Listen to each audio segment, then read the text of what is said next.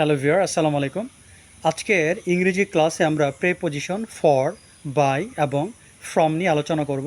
সঙ্গে আছে আমি প্রভাষক রতন আহমেদ। তো চলুন আমরা এই সকল প্রেপোজিশনের অর্থটা বা ব্যবহারটা জেনে নিই। অনেকে ভুলবশত প্রিপোজিশন বলেন, কিন্তু সঠিক উচ্চারণ হবে প্রেপোজিশন। তো চলুন প্রথমে আমরা ফর নিয়ে কথা বলি। ফর মানে জন্য, জন্য বোঝাতে ফর হয়। যেমন আমি তার জন্য সেখানে যাই, I go there for him. আমি দেশের জন্য কাজ করি, I work for the country.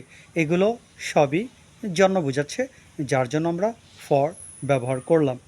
এবার আসি আমরা বাই নিয়ে আলোচনা করব। বাই শব্দের অর্থ হচ্ছে দ্বারা, দিয়া, কর্তৃক। যেমন রহিমের দ্বারা কাজটি করা হয়েছিল, the work was done by Rahim. তার দ্বারা চিঠিটি লেখা হয়েছিল, the letter was written by him. তার দ্বারা বইটি কেনা হয়েছিল, the book was bought by him. তারপরে পাশে বোঝাতে আমরা বাই ব্যবহার করি। যেমন আমি তার পাশে বসেছিলাম, আই স্যাট বাই হিম।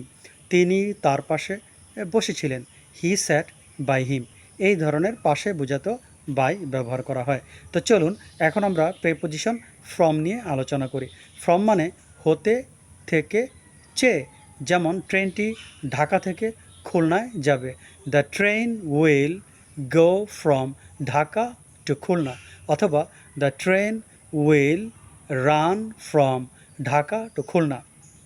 আমি ঢাকা থেকে চট্টগ্রাম যাব, I will go to Chattogram from Dhaka.